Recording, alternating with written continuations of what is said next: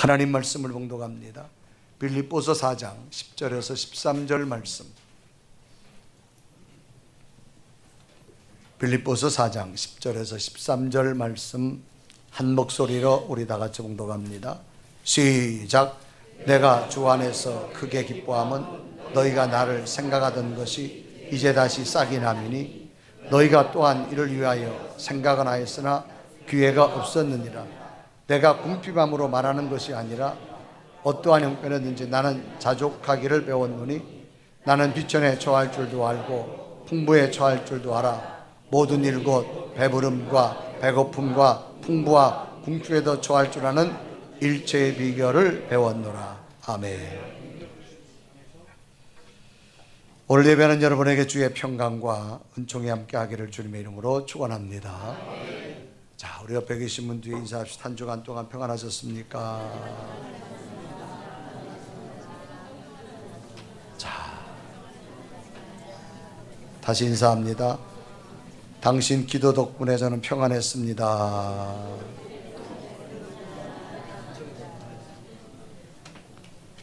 여러분은 당신이라 그러면 안 되죠. 집사님, 권사님, 저는 사회자니까 당신이라 그러지만 여러분까지 당신이라 그러면 좀 그렇잖아요. 다시 한번 옆에 분에 당신 때문에 저는 행복했습니다.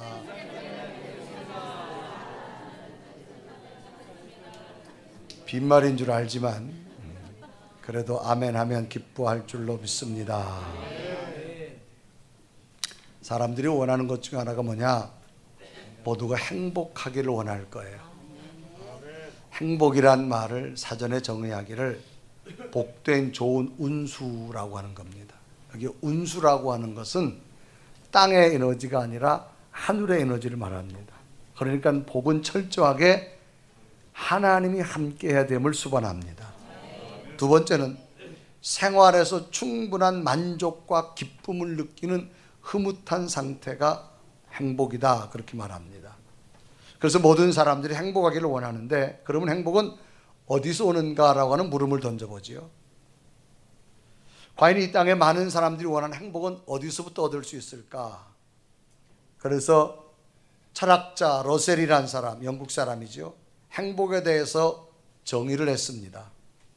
행복은 무르익은 과일처럼 운 좋게 저절로 입안으로 굴러 들어오지 않는다. 행복은 무르익은 과일처럼 운 좋게 저절로 입안으로 들어오지 않는다라고 하는 겁니다. 그래서 그는 행복의 정복이란 책에서 행복 탐구를 정의하는데 뭐라 말하느냐? 이 세상은 피할 수 있는 불행, 피할 수 없는 불행이 있다라는 겁니다. 또 원치 않는 질병이 올 수 있다. 정신적 갈등도 있을 수 있고, 투쟁도 있을 수 있고, 가난도 올 수 있고, 그리고 이 세상 모두가 악한 것들로 가득 차 있는 세상이 분명히 있다라는 겁니다. 그러면 이러한 세상에서 행복하게 살기를 원하는 사람은 이 개개인을 둘러싸고 있는 엄청난 많은 불행의 원인들을 다룰 수 있는 방법을 찾는 자만이 행복을 얻을 수 있다는 겁니다. 내 주변에 나를 불행하게 할 수 있는 요소들이 얼마든지 있다는 겁니다.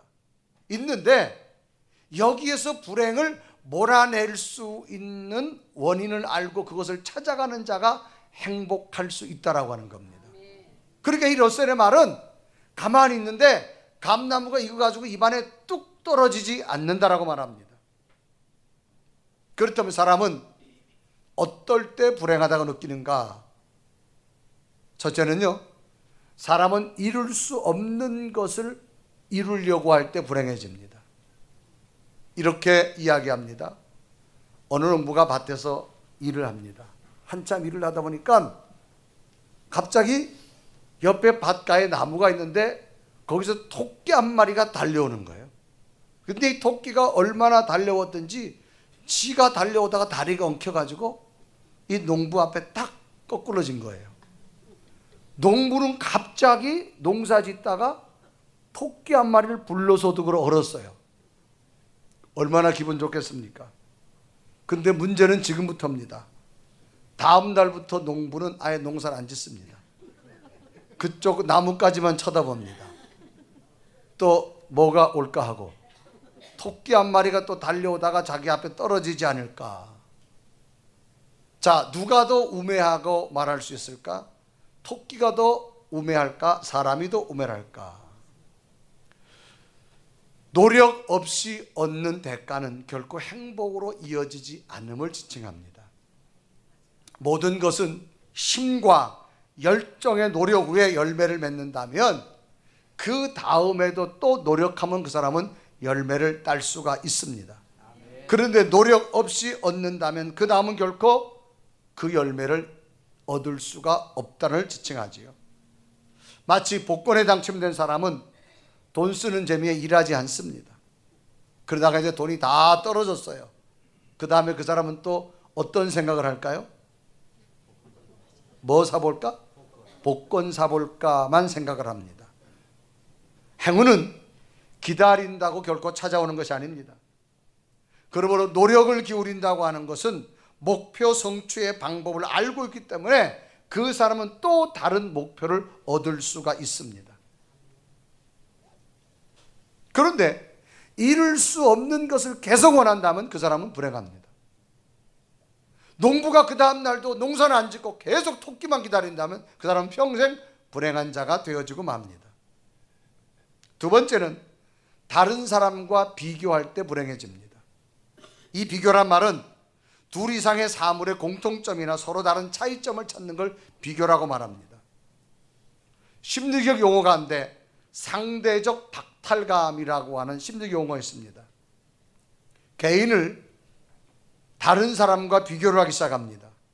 다른 사람의 조건과 비교를 할 때 자동적으로 자신에게 찾아오는 심리적인 박탈감, 상대적 박탈감이 사람은 자기 자신을 불행하게 만든다는 겁니다. 여기에 나오는 것이 비교라고 하는 거죠. 내 자식을 남의 자식과 비교하기 시작합니다. 좋은 점은 안 보고 부족한 점만 봐서 사람은 오히려 여기서 불행하게 느껴지기 시작합니다. 내 환경과 남의 환경을 자꾸 비교하기 시작합니다. 좋은 점은 안 봅니다. 부족한 점만 봐가지고 스스로가 불행하다고 느껴지게 되어집니다. 모두가 가난하다. 그럼 괜찮습니다. 다른 사람과 비교할 때 내가 가난하다고 느끼면 사람은 이때부로 불행하다고 느끼게 됩니다. 사람은 자신의 일생을 타인과 비교하기 시작하면 이 사람은 결코 행복해질 수가 없습니다. 남과 자신을 비교하는 것은 불행해지는 가장 지름길 중에 하나입니다. 그런데 우리는 이 비교의식이 굉장히 많습니다. 옷을 사도요, 집사님께 더 이뻐, 내게 더 이뻐. 이게 비교합니다. 아이를 클 때도요, 아빠가 더 좋아, 엄마가 더 좋아. 애가 크면서부터 비교를 배우는 거예요. 크면서 눈치가 있어서 아, 이때는 누구를 대답해야 되겠다라고 알기 때문에 벌써 비교하기 시작합니다. 아이들이 시험을 치고 와도 엄마 나 90점 맞았어요. 여러분, 그 IQ에 90점이 잘한 거예요. 그러면 네 친구는 몇 점 맞았냐? 아들의 군시 90점은 관심 없고 그 친구가 더 관심이 왜? 비교하기 시작합니다. 우리는 비교를 너무너무 잘합니다. 그런 말 있죠. 그냥 생긴 대로 사세요. 그러면 그 사람은 행복할 수 있습니다. 뚱뚱하면 뚱뚱한 대로 사시고, 날씬하면 날씬한 대로 사시고. 근데 우리는 자꾸 비교해가지고, 여러분 우리 몸매가 절대 뚱뚱한 게 아니에요. 유럽 사람 되면 우리는 무지무지 날씬합니다. 아멘. 여러분 나는 나예요. 여기 있는 컵은 컵이고요, 여기 있는 꽃은 꽃입니다. 여기 있는 피아노는 피아노고 드럼은 드럼이에요. 각자 자기에게 맞는 것을 소중하게 여기고 살아간다면 그 사람은 얼마든지 행복할 수 있어요. 근데 피아노가 왜 나는 드럼 소리 못 낼까? 피아노에 좋은 소리가 너무 많아요. 이 피아노가 가지고 있는 소리가 드럼 없는 소리도 있어요. 그러니까 나는 나예요. 그러니까 하나님이 내게 주신 것을 가지고 여러분 비교하지 않고 살아가길 바랍니다. 그래도 우리는 너무 비교를 많이 합니다. 세 번째로는 쾌락을 탐하면 탐할수록 사람은 불행해집니다. 인간은 쾌락을 행복과 같다고 동일시하는 착각 중에 살아갑니다. 쾌락을 탐하면 탐할수록 행복과는 거리가 멀어집니다. 이 쾌락은 중독성을 갖게 되어집니다. 쾌락이란 말은 유쾌하고 즐거운 느낌이에요. 욕망의 충족에서 오는 유쾌하고 즐거운 감정을 말합니다.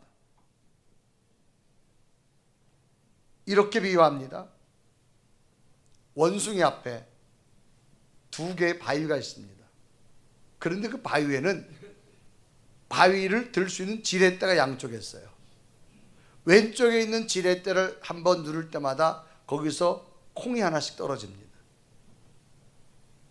그걸 한번 누를 때마다 콩이 하나씩 떨어져요. 그런데 오른쪽에 있는 바위의 지렛대를 눌렀는데 안 떨어져요. 그런데 갑자기 바나나가 통째로 떨어지는 거예요.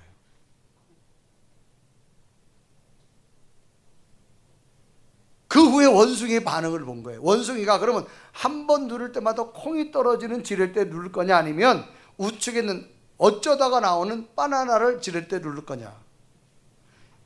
이 콩을 하나씩 보다가 갑자기 눌렀는데 이 바나나가 나온 걸 보는 순간 이 원숭이는 콩은 거들떠보지 않고 끊임없이 바나나 나올 때까지 무거운 바위만 누른다고 합니다. 언제 나올지도 몰라요. 그러다 결국 원숭이는 탈진해서 죽는답니다.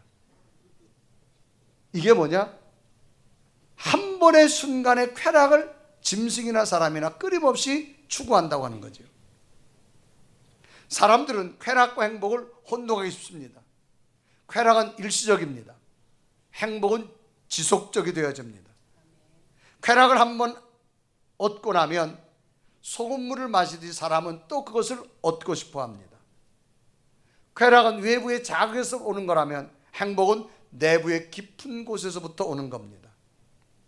그래서 쾌락과 행복은 근본이 다른 것인데 사람은 쾌락을 얻으면 행복할 거라고 생각합니다. 그래서 계속적으로 쾌락을 쫓게 되어집니다. 특별한 사실은 모든 사람들이 행복을 원하지만 행복을 얻을 수 있는 그 근본적인 원리를 모르고 있다고 하는 겁니다. 그래 행복과는 먼 다른 방향에서 행복을 찾으려고 합니다. 오늘 성경 본문은 똑같은 우리와 사람입니다. 사람인데 이 사람은 아주 불행한 삶을 살았어요. 어려운 삶을 살았어요. 그런데 오늘 이 사람은 나는 행복자라고 말합니다. 그럼 이 사람은 도대체 어떤 사람이었길래 그는 스스로 행복자라고 말할 수 있는가라는 겁니다. 오늘 성경에 나오는 사람은 바울이라는 사람입니다. 이 바울은 유대인입니다. 그런데 로마 시민권을 가졌습니다. 당시 로마 시민권자는 어마어마한 권력을 가지고 있습니다. 당시 최고의 공부를 한 사람입니다. 직장도 좋았습니다. 사법기관에 있습니다. 예수 믿는 사람을 잡아다가 옥에 가두는 권력을 가지고 있습니다. 그런데 이 사람이 어느 날 예수 믿는 사람들을 잡으러 가다가 갑자기 하늘에 강한 빛을 받고 눈이 멀어지며 땅에 거꾸러집니다. 그러다가 주님과의 만남을 갖습니다. 하루아침에 그의 삶이 완전히 바뀝니다. 이제는 자신이 좋아하던 모든 환경적인 것을 버려버리고 그는 오히려 복음을 전하는 전도자의 길을 들어 시작합니다. 그러면서 바울은 뭐라 말하냐? 나는 그래도 일생을 행복자라고 고백하게 되어집니다. 그럼 도대체 바울은 어떤 삶을 살았기에 하루아침에 바뀌어진 환경 속에서 자기 스스로를 행복자라고 말할 수 있을까? 오늘 바울의 모습을 보면서 같은 사람으로서 행복을 원한다면 바울이 가졌던 행복 여러분도 갖고 사시기를 주님의 이름으로 축원합니다. 그럼 바울은 무엇 때문에 행복한 사람이 되어졌을까? 첫째, 바울은 자족함을 배웠다 그렇게 말합니다. 이 자족이란 말은 스스로 넉넉함을 느끼는 것을 자족이라고 말합니다. 스스로 만족하게 여기는 것을 자족이라 그렇게 말합니다. 그래서 이걸 뭐냐? 배웠다 그 말입니다. 그러니까 이 사람은 스스로 족할 줄 아는 걸 배웠다. 이 배운다는 말은 새로운 지식이나 교양을 얻는 걸 배우다고 말합니다. 이 사도 바울은 참으로 고난과 어려움을 많이 겪은 사람 중에 하나입니다. 그런데 이 바울은 뭐라 고백하느냐? 나는 스스로 행복자라고 말합니다. 그 행복자가 될 수 있었던 것은 나는 스스로 자족할 수 있는 걸 배웠다고 말합니다. 그래서 빌립보서 4장 11절에 말하죠. 내가 궁핍함으로 말하는 것이 아니라 어떠한 형편에도 나는 자족하기를 배웠다. 이 말은 스스로 족하기를 배웠다. 여러분 행복하기 원하시면 스스로 족할 줄 아는 것을 배우시길 바랍니다. 왜 사람은 스스로 족할 줄 알아야 행복하느냐? 인간은 늘 부족함을 느끼기 때문에 그렇습니다. 인간은 마음속에 정신적인 세계를 컨트롤하는 마음의 공간에 뭐가 자리 잡고 있는가 하면 욕심이라는 것을 가지고 있습니다. 탐욕이라는 걸 가지고 있습니다. 그래서 이것이 자리 잡고 있는 한 이 세상 모든 것을 다 어두워도 갈증을 느낍니다. 더 채워야 되는 겁니다. 이것이 바로 인간의 탐욕, 욕심에서부터 시작되는 거다 그렇게 말합니다. 그래서 이 인간의 탐욕에 관해서 글 중에 도간에 든 쥐라고 하는 글이 있습니다. 이 세상에서 제일 잡기 쉬운 쥐가 무슨 쥐일까? 도간에 든 쥐예요. 그러면 이 쥐가 도간에 왜 들어가게 되어졌을까라는 겁니다. 이 쥐는 처음부터 빈독에 들어간 거 아니에요. 어느 날 쌀이 가득한 독을 봤어요. 그런데 아무도 없어요. 자기만 혼자 그 쌀이 가득한 독을 발견한 거예요.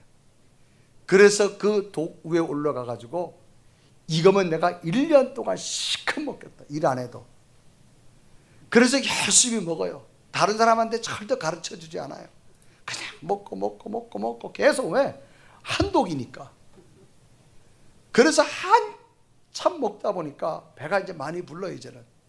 그러다 어느 순간인가 위를 쳐다보니까요 높이가 굉장히 높은 하늘만 뻥 뚫려 보이는 거예요. 어느 순간에 한 독을 다 먹어버린 거예요. 그런데 자신은 이제 그 독에서 나갈 수가 없습니다. 나갈 수가 없을 때 쥐가 깨닫습니다. 나는 이제 여기서 도저히 살 희망이 없다는 걸 깨닫습니다. 여러분 쥐는요 누구 원망할 것도 없습니다. 스스로 탐욕 때문에 그렇게 된 겁니다. 놀랍게도 사람에게는 탐욕이 있는데 사람은 그걸 잘 인정하지 않으려고 한답니다. 짐승도 배가 부르면 사냥을 멈추는데요, 인간은 배가 불러도 끊임없이 그 욕심을 채우려고 한답니다. 탐욕을 인정한 다음에 그 탐욕을 어떻게 하면 버릴 수 있느냐? 하나입니다. 내려놓으라 그렇게 말을 합니다. 비워라 그렇게 말합니다. 버려라 그런 말을 합니다. 여러분 듣기는 좋은 말이지만 막상 우리가 행하기는 참 어렵습니다. 이솝 우화에 보면 이런 글이 있습니다. 온종일 개 한 마리가 온 동네를 다녀도 먹을 게 없어서 배가 고파요. 그래서 이제 개울을 건너가고 다리를 건너가는데 웬일입니까? 다리 건너에 생선 한 마리가 있는 거예요. 배고픈 개가 얼른 다리를 건너가가지고 그 생선을 덥석 물었어요. 그리고 빨리 내가 집에 가가지고 이 생선을 빨리 먹으려고 그 다시 건너갔던 통나무 다리를 건너오는데 중간에 딱 보니까 생선이 또 하나 있는 거예요. 이 한 마리만 해도 충분한데 또 있는 거예요. 안 되겠다 싶어 그거마저 가져가려고 입을 쩍 벌렸어요. 그 순간 그 생선은 물에 떠내려가 버리고 말았어요. 결국 입에 있던 것도 잃어버리고 물속에 있던 생선도 없어져 버리고 말았습니다. 만약에 이 개가 자기에 있는 것을 조금만 만족했다면 그는 그런 어리석은 결과를 맞이하지 않을 건데 이것이 우리 인간의 모습과 같다 그렇게 말합니다. 우리들의 모습은 탐욕이 불행을 자초했는데도 그 문제점의 원인을 우리는 끊임없이 외부에서 찾으려고 합니다. 그때 상황이 너무 안 좋아서, 그 사람만 아니었다면 내가 지금 이렇지 않았을 텐데, 일이 이렇게 될 줄 누가 알았겠어. 자신의 탓은 하나도 하지 않습니다. 오늘 자신이 불행하게 된 것은 전부 남의 탓, 외부의 탓만 합니다. 자신에게는 아무 잘못이 없다고 말합니다. 왜 그럴까요? 사람은 욕심이 자리하고 있는 한 자기 스스로를 통제할 수 있는 능력이 없기 때문입니다. 그래서 사도 바울도 똑같은 사람이에요. 사도 바울도 많이 공부한 사람이에요. 그런데 바울이 행복할 수 있는 결정적인 동기는 나는 자족하기를 배웠기 때문에 나는 행복할 수 있다고 말합니다. 그래 빌립보서 4장 11절에 말합니다. 내가 궁핍함으로 말하는 것이 아니니라. 어떠한 형편인지 나는 자족하기를 배웠다. 배웠다는 말은 새로운 지식을 습득했다 그 말입니다. 이 배웠다는 말은 원어에 보면 만다노라고 하는 어근이 있습니다. 이건 뭐냐? 마음을 어떤 곳으로 향한다 그런 얘기입니다. 그러니까 내가 자족하기를 배웠다는 얘기는 내 마음 속에 스스로 족할 줄 아는 마음을 향했다 그런 얘기입니다. 그럼 무엇이 바울로 향하금? 바울도 똑같은 사람의 욕심을 가지고 있는데 무엇이 바울로 하여금 그 욕심을 내려놓고 새로운 마음으로 족할 줄 아는 마음으로 바뀌어지게 되어졌을까? 바울은 딱 하나입니다.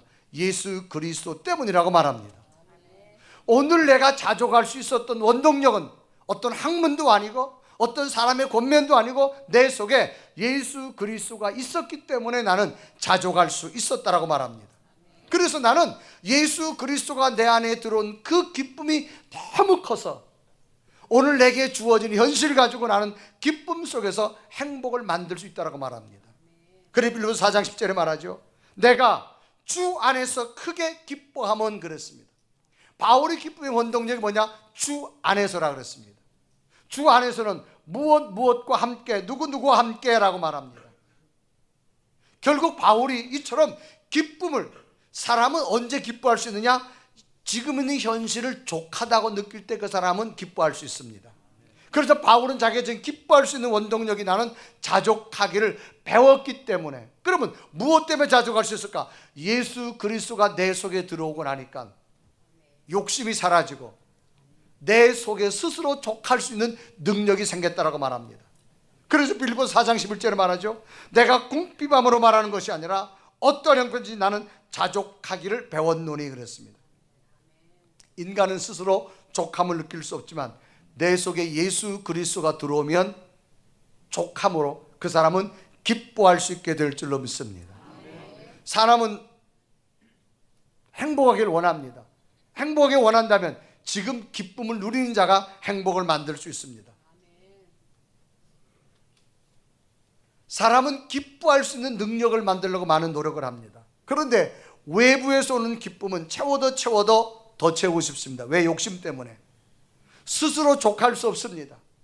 그런데 내 속에 예수 그리스도가 임하고 나면 이상하게 하나님 주신 선물은 마음의 평안을 주시는데요, 현실을 보고 부족한 것 때문에 원망한 것이 아니라 있는 것 가지고 족할 줄 아는 은혜가 있으므로 그 사람에겐 기뻐하게 될 줄로 믿습니다. 여러분 속에 예수 그리스도가 계시다면 족할 줄 아는 은혜를 만드시길 바랍니다. 사람은 예수 그리스도가 없는 한 끊임없이 욕심대로 살려고 합니다. 사람들이 사회적으로 다 패망하는 거 가만 보세요. 저만 하면 됐음에도 불구하고 더 채우려고. 왜? 사람의 욕심은 끝이 없어요. 그러나 예수 그리스도가 내 안에 자리 잡히면 나도 모르게 욕심이 떠나갑니다. 자족할 수 있는 능력이 임하는 줄로 믿습니다. 여러분 좀 족할 줄 알아가는 여러분 되기 바랍니다. 두 번째로는 행복하려면 섬김과 나눔의 삶을 살 때 사람은 행복할 수 있습니다. 당시 빌립보 교회는 참으로 많은 어려운 환경에 있던 교회입니다. 많은 핍박과 지역적인 우상숭배로 어려움이 많아서 이 역경 때문에 교회가 성장하지 못해서 굉장히 작은 교회였습니다. 그런데도 그들은 오히려 자신의 어려움을 탓하지 않고 바울을 섬기고 대접하고 선교하는 일에 앞장섰던 교회가 이 빌립보 교회입니다. 자, 그러면 이들이 자기도 어려운데 왜 어떻게 남을 섬기고 대접하고 선교할 수 있을까? 기뻐하기 때문에 할 수 있는 겁니다. 사람은 기쁨에 없는 곳에는 돈을 쓰지 않습니다. 사람은 기뻐할 수 있는 일을 찾아가게 되어집니다. 그런데 이들이 예수 그리스도 안에 기쁘고 나니까 족한 걸 알았어요. 그러니까 부족하지만 이것 가운데서도 나누고 이것 가운데서 섬기고 나니까 더 큰 기쁨이 저들에게 임하게 된 줄로 믿습니다. 그래 빌립보서 4장 14절에 말합니다. 그러나 너희가 내 괴로움에 함께 참여했으니 잘하였도다. 15절에 보면 빌립보 사람들아 너희도 알거니와 복음의 시초에 내가 마게도냐를 떠날 때 주고받은 내 일에 참여한 교회가 너희 외에는 아무도 없었느니라. 이때 교회가 많이 있었어요. 그런데도 가장 약하고 힘든 이 빌립보 교회가 너희들만 내 선교 사역에 참여했다 이렇게 말합니다. 그러면 왜 이 빌립보 교회만 참여했을까? 저들은 예수 그리스도 안에 족함을 알았어요. 부족한 걸 알았다면 못 섬겼겠죠. 못 나누었겠죠. 그러나 주신 것을 가지고 족함을 알고 나니까 오히려 이것을 가지고 나누어 줄 때 더 큰 기쁨이 임하게 된 줄로 믿습니다. 그래서 바울은 이 빌립보 교회를 생각할 때마다 감사하는 마음이 끊어지지 않았다고 말합니다. 그래 빌립보서 1장 3, 4, 5절을 보면 내가 너희를 생각할 때마다 너희 하나님께 감사하며 간구할 때마다 너희 무리를 위하여 기쁨을 항상 간구함은 너희가 첫날부터 이제까지 복음을 위하여 일에 참여하고 있기 때문이라고 말합니다. 또 빌립보서 4장 10절에 말하죠. 내가 주 안에서 크게 기뻐하면 너희가 나를 생각하던 것이 이제 다시 싹이 난다 그렇게 말합니다. 내가 주님 안에서 기뻐한다. 주님 때문에 나는 자족하게 되어졌고 주님 때문에 너희들의 사랑을 받음으로 말미암아 나는 기뻐할 수 있다고 말합니다. 사람의 육체 속에는 마음이란 공간이 있습니다. 정신적인 세계를 컨트롤하죠. 심리학자들이 이 인간의 마음속에 무엇을 채워야만 행복할까, 기쁠까 실험을 했습니다. 자기의 있는 것을 나누어 줄 때 인간의 모습하고 무엇을 사람으로부터 무엇을 받을 때 그 심리를 측정했는데 인간은 자기가 남으로부터 무엇을 받을 때보다는 자기의 있는 것을 남에게 주어질 때 인간은 더 행복하고 기쁘다라고 하는 분석이 나왔습니다. 여러분 섬김과 나눔의 삶에 도전하십시오. 여러분 속에 어딘지 모르게 찾아오는 기쁨이 임할 줄로 믿습니다. 혼자만 먹는 사람이 있고 함께 먹는 사람이 있어요. 함께 먹는 사람이 훨씬 행복합니다. 함께 먹는 사람은 훨씬 즐겁게 먹을 수 있습니다. 우리가 지난번 고난주간 때 동전을 모았습니다.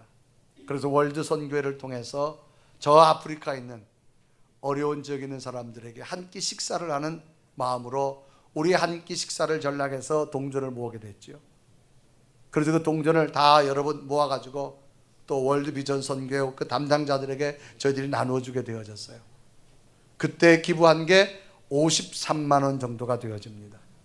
여러분 그때 동전을 모으면서 속상했어요? 기뻤어요? 안 해본 사람은 몰라요. 해본 사람은 기쁩니다. 아멘. 정말로 내 주머니에 동전, 내가 여러분 이거 가지고 커피 한 잔 먹고 싶지만 이거를 여러분 나누어 줄 때, 이 동전을 나누어 줄 때 훨씬 기쁩니다. 여러분 행복하기 원하시면 나눔과 기쁨의 삶에 도전하길 바랍니다. 여러분 저희가 매주마다 나눔 선교회가 예배 마치고 나면은 이 지역에 정말 어려운 자들에게 음식과 또 여러 가지 반찬을 나누어 줍니다. 수고를 더 해야 돼요. 그래도 저들이 가면서 아마 힘들지만 마음은 뭐예요? 기쁘다고 저는 믿습니다. 기쁘기 때문에 저들이 하는 거예요. 또 저희 교회가 전반전 후반전에서 전후반 나눠서 1년에 2번씩 지역에 있는 청소년들에게 장학금을 전달합니다. 여러분 많은 비용을 통해서 주지만 이 나누어 줄 때 기쁨이 여러분 얼마나 큰지 몰라요. 사람은 무엇을 받을 때보다가 나누어 주는 삶을 사십시오.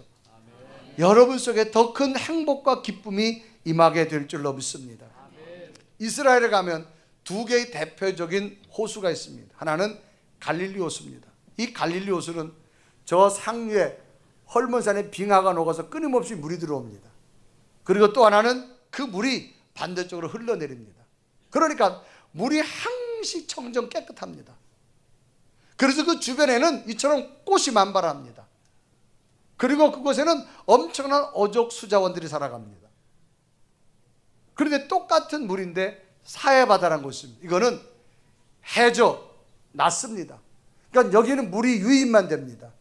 그런데 물이 빠져나가는 곳이 없어요.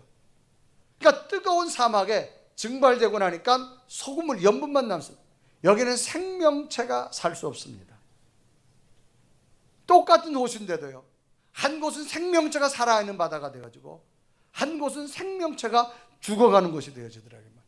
우리의 삶도 마찬가지로 더 큰 인생의 아름다운 희망의 꽃, 기쁨의 꽃을 피우기 원하거든 함께 나누며 선교하며 살아가는 여러분 되기를 바랍니다. 꿀벌은 꿀을 절대로 혼자 먹지 않다고 합니다. 벌이 날아다니다가 어디 꿀이 있다 그러면 날개짓을 해서 자기 동료들이 와서 그 꿀을 같이 먹고자 합니다.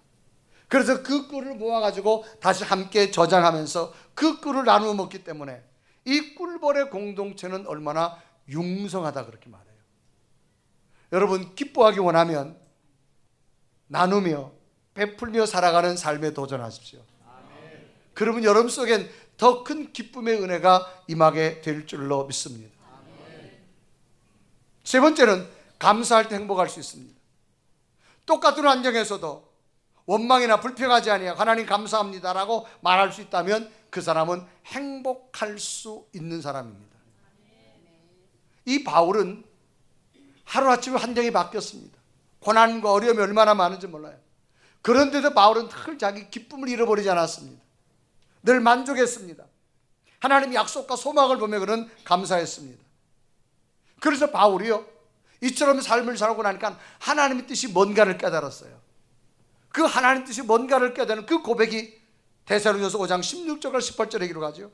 항상 기뻐하라, 쉬지 말고 기도하라, 범사에 감사하라. 이것이 그리스도 예수 안에서 너희를 향하신 하나님의 뜻이니라. 그래서 바울은 하나님 안에서, 예수님 안에서 자족하는 삶을 살고 나니까 하나님의 뜻이 보이는데, 첫째가 기뻐하는 삶이었어요. 두 번째가 기도하는 삶이었어요. 세 번째가 모든 일에 감사하는 삶이었어요. 이것이 하나님의 뜻이다라는 겁니다. 어느덧 우리는 지나간 6개월의 시간을 살았습니다. 가만히 되돌아보십시오. 감사할 일들이 얼마나 많다고 생각되어집니까? 그 감사를 고백할 수 있는 여러분 마음의 모습이 되어지길 바랍니다. 우리는 못해요. 그런데 내 속에 예수 그리스도가 들어오면 자족할 수 있어요. 오늘 주신 것이 감사하게 되어지고요, 오늘 주신 것이 기뻐할 수 있고요, 오늘 주신 것이 행복하다고 고백하게 될 줄 믿습니다. 그런데 예수 그리스도가 떠나면 욕심만 채워져요. 점점 더 채워지려고 그래요. 아직도 채워지지 않은 것 때문에 속상해합니다. 오늘 여러분 속에 예수 그리스도의 믿음이 있다면 자족하십시오. 스스로는 족할 수 없는데 예수 그리스도 때문에 족하십시오. 여러분 웃을 수 있고요, 여러분 기뻐할 수 있고요, 감사하게 될 줄로 믿습니다. 가만 보세요. 여러분 병원에 안 가고 오늘 건강하게 오신 거 감사하시잖아요. 여러분 자녀들 병원에 안 가고 잘 뛰어놀고 잘 자라고 잘 크고 어디 곳에 있든지 그저 건강한 거 감사하잖아요.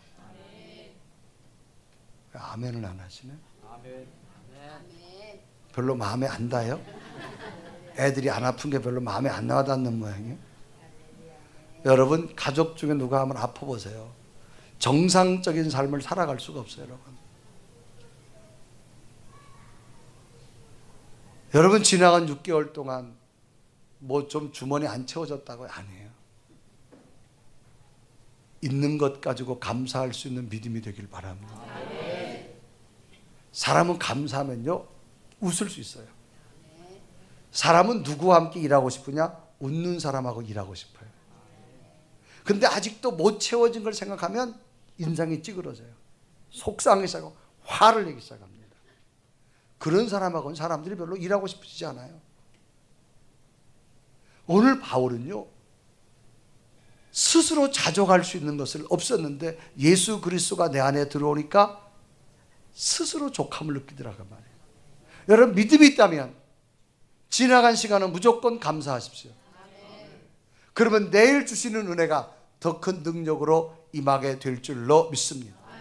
설령종 안 됐다 할지라도 하나님이 피할 길을 주셨고요, 하나님이 돌아갈 길을 주셨고요, 더 큰 걸 주시는 기회인 줄로 믿습니다. 우리는 대개가 소중한 것을 잃어버린 다음에 여러분, 잃어버린 것이 소중하다는 사실을 느끼게 됩니다. 여러분, 오늘 교회 오시면서 건강하게 걸어오신 거 감사하신 적 없지요? 여러분, 걷는 것이 얼마나 감사한 줄 아세요? 김영근 전도사, 걷는 게 감사해 안 감사해? 다리를 다쳐보면 여러분, 걷는 게 얼마나 감사하다는 걸 알아요. 여러분, 손 하나 다쳐보세요. 그런 여러분, 우리 손이 움직이고 눈이 보여지고 음식 맛을 느낄 수 있고. 아멘. 무엇을 못 채워서 불행하는 것이 아니라 예수님 때문에 내게 있는 것까지 자족할 수 있는 능력을 얻으시길 바랍니다. 한 나라에 나무와 꽃을 굉장히 좋아하는 왕이 있었어요. 이 왕은 친히 꽃밭에 물을 줍니다. 물을 주면서 아침에 일어나서 그 화원들에 가가지고 얘들아 잘 잤니? 라고 말하면서 쑥쑥 자라라라고 말합니다. 그런데 어느 날 보니까 자기가 그렇게 애기중지 키웠던 정원이, 나무들이, 풀들이, 꽃들이 다 시들어 버린 거예요. 그런데 한 아주 조그만 꽃만 활짝 펴 있는 거예요. 그래서 깜짝 놀랐어요. 왕이 걱정스러워, 아니 내가 그렇게 물을 매일 주고 이렇게 했는데도 왜 이렇게 죽었냐? 그러니까 떡갈나무 하나가 죄송해요 그러면서 다 저희들 때문에 이렇게 된 거예요 라고 말을 해요. 그게 뭐냐? 그러니까 작은 나무들은 곱게 뻗은 소나무를 쳐다보면서 늘 자신의 초라한 모습이 소나무와 비교되더라는 거예요. 그래서 늘 원망하다가 시들어 버렸대요. 또 곱게 뻗은 소나무는 주렁주렁 열매 있는 포도나무를 쳐다보면서 나는 키만 컸지 일색에 열매도 못 맺고, 그러면서 비교하다가 원망하다가 이 소나무도 시름시름 시들어 버렸어요. 근데 이 포도나무는 곱게 뻗어서 열매 잘 맺는 복숭아 나무를 쳐다보고 나는 열매 맺었지 꾸불꾸불 해가지고 아무 쓸모도 없다고 그거 비교하고 원망하다가 시들시들해져 버렸어요. 이 복숭아 나무는 나는 열매를 맺긴 맺는데 맨날 벌레 먹은 것만 맺는다 싶어가지고 그것 또한 시들시들해서 말라버렸어요. 또 다른 꽃들은요, 장미꽃보다 예쁘지 못하다 그래가지고 그거 비교하다가 시들어버렸고요.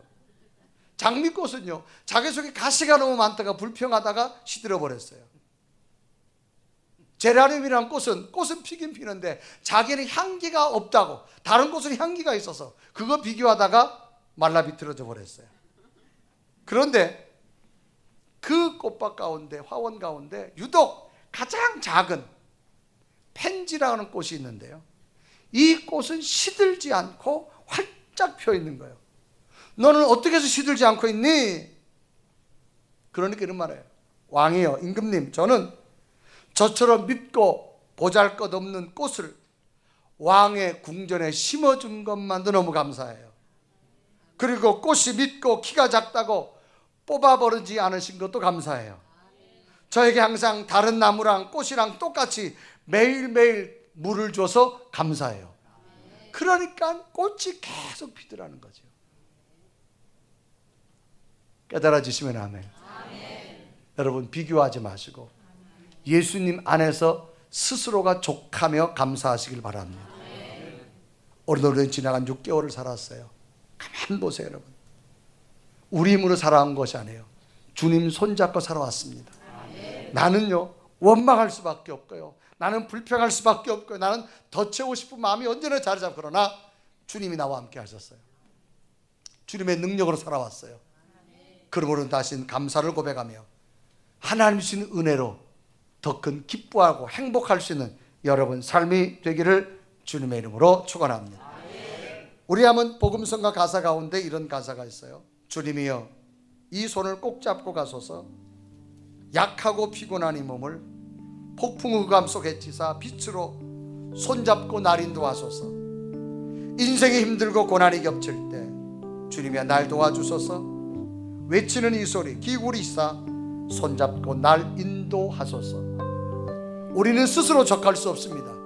예수님과 더불어 족함을 배우시고 기뻐하시고 행복하는 여러분 되기를 축원합니다.